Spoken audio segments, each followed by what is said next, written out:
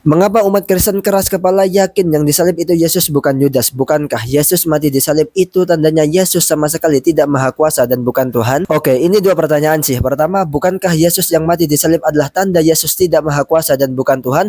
Masalahnya, makna kematian Yesus bagi umat Kristen itu sebenarnya gak pernah dipikirkan sebagai tanda Yesus tidak maha kuasa atau dia bukan ilahi. Dalam teologi Kristen, kematian Yesus dibutuhkan sebagai kurban pengganti dosa manusia. Kurban itu harus tanpa celah, tanpa dosa, karena kalau ada dosa maka kurbannya tidak dianggap layak menggantikan dosa manusia. Dan jujur saja, manusia mana bisa tanpa celah? Butuh manusia superhero mungkin, bahkan mungkin Tuhan sendiri yang menjadi manusia agar kekudusan, ketanpa-celaan bisa terjaga sampai domba pembantaian itu selesai disembelih.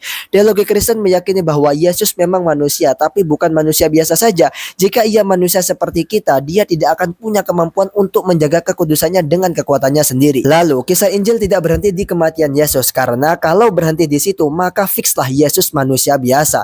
Inti iman Kristen itu terletak pada kebangkitan Yesus. Seperti ada yang pernah bilang, jika Kristus tidak dibangkitkan maka sia-sialah kepercayaan kamu dan kamu masih hidup dalam dosamu. Demikianlah binasa juga orang-orang yang mati dalam Kristus. Jika kamu ingin menghancurkan dasar iman Kristen, pastikan saja Yesus tidak pernah bangkit. Itulah sebabnya banyak versi alternatif penyaliban Yesus seperti Yudas disalib, Yesus pingsan bukan mati, tidak ada penyaliban sama sekali karena itu legenda dan lain-lain. Kesimpulannya adalah kematian Yesus dibutuhkan dalam teologi Kristen, dan agar kematiannya bermakna ia tidak boleh berdosa, yang mana hanya bisa dilakukan jika memang ia ilahi. Tidak berhenti sampai di situ, keilahiannya didemonstrasikan dengan kebangkitan dari maut. Pertanyaan kedua, mengapa umat Kristen keras kepala dan yakin itu bukan Yudas? Teori kalau itu Yudas yang disalib itu baru datang paling awal 600 tahun kemudian. Bagaimana catatan tersebut lebih kredibel dan autoritatif dibanding catatan yang datang dari abad pertama?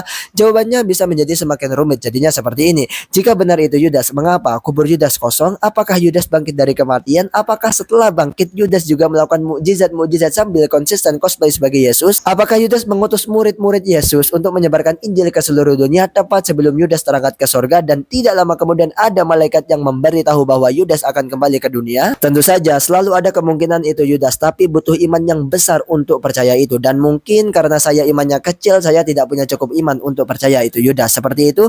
Terima kasih, kalau suka jangan lupa follow dan sebarkan biar manfaatnya semakin meluas. Diskusi di kolom komentar.